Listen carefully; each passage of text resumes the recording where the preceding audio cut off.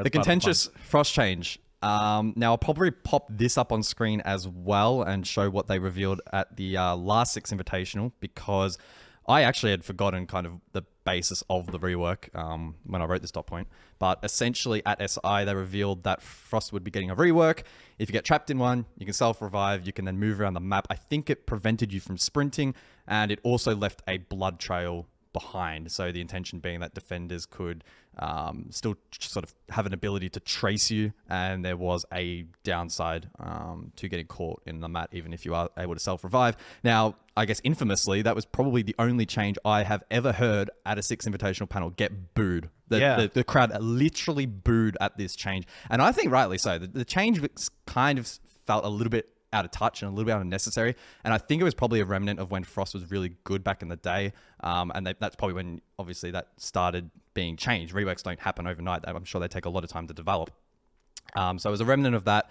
They've said, though, in this roadmap update that it is going to get changed to whatever was showed on the test server. So whether or not self-revive will stay, the blood trail, whatever, we don't know. But I guess we'll find out. So. Would that kill Frost at a pro level?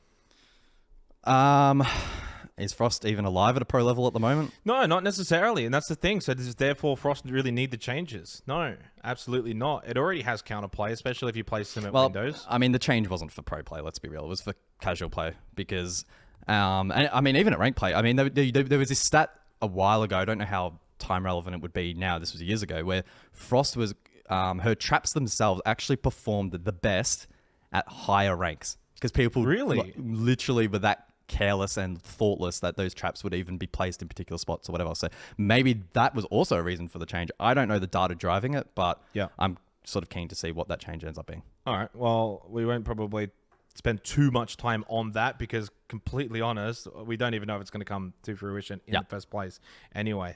So obviously, I'm hoping it probably doesn't happen, to be complete. That's my opinion on it. I really don't want to see something like that change. It's been such a fundamental part of really Rainbow Six Siege and obviously Frost being around for such a long time. You just don't want to probably see some of those things change. I think that was probably about all in terms of the updates being brought forward for Season 3. Probably not too much else to really touch on. So we'll keep moving forward.